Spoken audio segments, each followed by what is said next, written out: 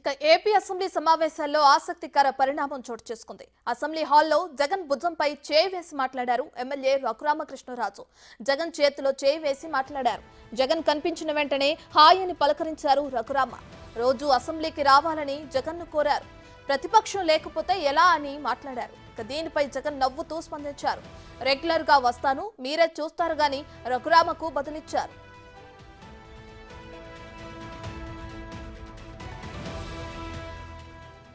అసెంబ్లీలో జగన్ పక్కనే సీటు వేయించాలని పయ్యావుల కేశవ్ను కోరారు రఘురామ.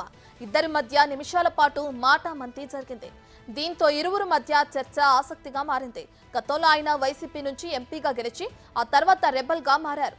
ఆ తర్వాత ఆయనపై వివిధ కేసులు పెట్టింది గత వైసీపీ. ఇటీవల జగన్ తనను హత్య చేయించబోయారంటూ ఆయనపై కేసు కూడా పెట్టారు రఘురామకృష్ణరాజు. వీరిద్దరి మధ్య ఇంత జరిగాక వీరిరువురు భేటీ ఆసక్తి రేపింది.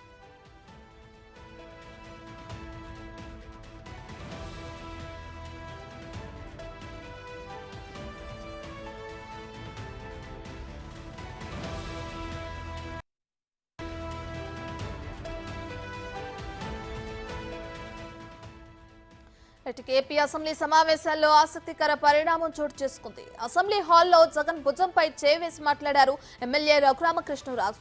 జగన్ చేతిలో చేయి వేసి మాట్లాడారు. జగన్ కనిపించిన వెంటనే హాయ్ అని పలకరించారు. రోజు అసెంబ్లీకి రావాలని జగన్ను కోరారు రఘురామ. ఇక ప్రతిపక్షం లేకపోతే ఎలా అని మాట్లాడారు. దీనిపై జగన్ నవ్వుతూ స్పందించారు. రెగ్యులర్ గా వస్తాను, మీరే చూస్తారాగా అని రఘురామకు బదిలిచ్చారు జగన్.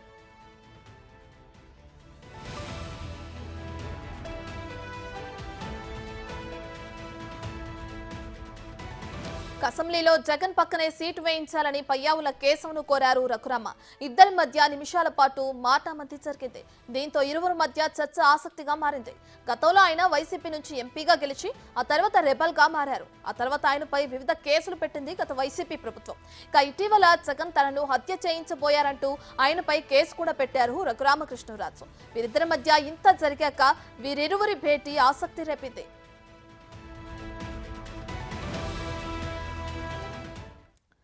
ఇదే అంశానికి సంబంధించి మరింత సమాచారాన్ని మా ప్రతినిధి శివ లైవ్ లో అందిస్తారు. రైట్ శివ, అటు రఘురామకృష్ణరాజు జగన్ మధ్య జరిగిన మాటామంతి మనం చూస్తూనే ఉన్నాం. ఇది ఆసక్తి నెలకొంది. అంటే ఇంతకు ముందే రఘురామని చాలా ఇబ్బందులకు గురి చేసింది వైసీపీ ప్రభుత్వం. దాని తర్వాత ఇప్పుడు అసెంబ్లీలో వెళ్ళి జగన్నే పలకరించడం ఆసక్తి రేపుతుంది. దీనికి సంబంధించిన డీటెయిల్స్ ఏంటి శివ?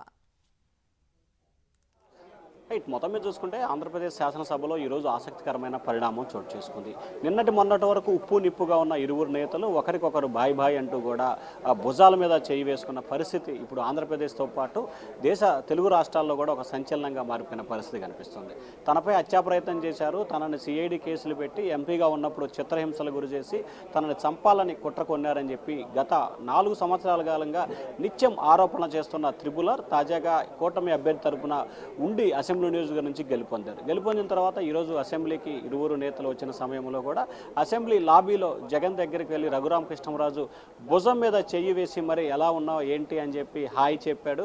అసెంబ్లీ సమావేశాలకి తరచూ రావాలని చెప్పి కూడా ఆహ్వానించారు. దానికి ప్రతిగా జగన్ ఖచ్చితంగా తాను అసెంబ్లీ సమావేశాలకు వస్తాను, తన పోరాటం ఏ విధంగా ఉంటుందో రానున్న రోజుల్లో చూస్తారుగా అని చెప్పి జగన్ కూడా కౌంటర్ ఇచ్చారు. అలాగే అసెంబ్లీ సమావేశాలకు సంబంధించి మీరు ప్రతిపక్ష పాత్ర పోషిస్తే కనుక తమకు కూడా ఉత్సాహం ఉల్లాసంగా ఉంటుంది, సో మీరు ఖచ్చితంగా అసెంబ్లీకి రావాలని చెప్పి మరొకసారి జగన్ వై రఘురామకృష్ణరాజు చెప్పినట్లు కూడా తెలుస్తూ ఉంది. అలాగే అక్కడే లాబీలో అసెంబ్లీలోకి వెళ్ళిపోతున్న ఆర్థిక వ్యవహారాల శాసనసభ వ్యవహారాల శాఖ మంత్రి పయ్యావుల కేశవ్ కూడా అసెంబ్లీలో జగన్మోహన్ రెడ్డి సీటు పక్కనే తనకి సీటు కేటాయించాలని చెప్పి కూడా పయ్యావుల కేశవ్ని రఘురామకృష్ణరాజు కోరినట్లు కూడా తెలుస్తూ ఉంది. దానికి తప్పకుండా అని చెప్పి ఆయన కూడా సంఘీభావం తెలుపుతూ అక్కడి నుంచి వెళ్ళిపోయిన పరిస్థితి కనిపిస్తుంది. మొత్తం మీద చూసుకుంటే నిన్నటి మొన్నటి వరకు ఉప్పు నిప్పుగా ఉన్న వీరిరువురు నేతలు ఒక్కసారిగా బాయి కావడంతో ఏం జరిగింది, ఎందుకు ఇటువంటి ఆసక్తికర పరిణామం చోటు చేసుకుంది అసెంబ్లీలో అనే ఉత్కంఠ అయితే మాత్రం ఇటు అధికార ప్రతిపక్ష పార్టీ నేతల్లో అయితే ఒక అలజడైతే కొనసాగుతూ ఉంది. రఘురామకృష్ణరాజుకు సంబంధించి ఎందుకు జగన్ని పలకరించాల్సి వచ్చింది, కావాలనే పలకరించారా లేకపోతే మరే రకమైన కారణాలు ఉన్నాయా అనే కోణంలో అయితే వైఎస్ఆర్సీపీ నేతలు టీడీపీ నేతలు అయితే ఆలోచన చేస్తూ ఉన్నారు. కొంతమంది వైఎస్ఆర్సీపీ నేతలు అయితే రఘురామకృష్ణరాజు కూటమి ప్రభుత్వంలో స్పీకర్ కానీ మంత్రి కానీ ఇస్తామని చెప్పి హామీ హామీ ఇచ్చారు. కానీ రెండు ఇవ్వకపోవడంతో కూటమి ప్రభుత్వం పట్ల రఘురామకృష్ణంరాజు లోపల కొంత అసంతృప్తిగా ఉన్నారని చెప్పి కొంతమంది వైఎస్ఆర్సీపీ నేతలైతే గుసగుసలాడుతున్న పరిస్థితి కనిపిస్తూ ఉంది. ఇదే అంశానికి సంబంధించి టీడీపీ నేతలైతే పెద్దగా పట్టించుకునే పరిస్థితి కూడా లేదు. దీంట్లో పెద్ద చర్చ కూడా జరపాల్సిన అవసరం లేదు. ఇద్దరు ఒకరినొకరు తారసపడ్డ సమయంలో రఘురామకృష్ణంరాజు గతంలో వైఎస్ఆర్సీపీ నుంచి వచ్చారు. వాళ్ళిద్దరి మధ్య కొంత సన్నిహితం ఉంది కాబట్టి ఆ నేపథ్యంలోనే ఇద్దరు పలకరించుకున్నారని చెప్పి టీడీపీ నేతలైతే చెప్తా ఉన్నారు. మరి చూడాలి ఎందుకు వీరి మధ్య భేటీ జరిగింది, ఈ భేటీలో ప్రధానమైన అంశాలు ఏ రకంగా ఉండబోతా ఉన్నాయి, ఎందుకు వీరి భేటీ కొనసాగింది అనేది మాత్రం పెద్ద చర్చనీయాంశంగా మారింది. Right, thank you Shiva.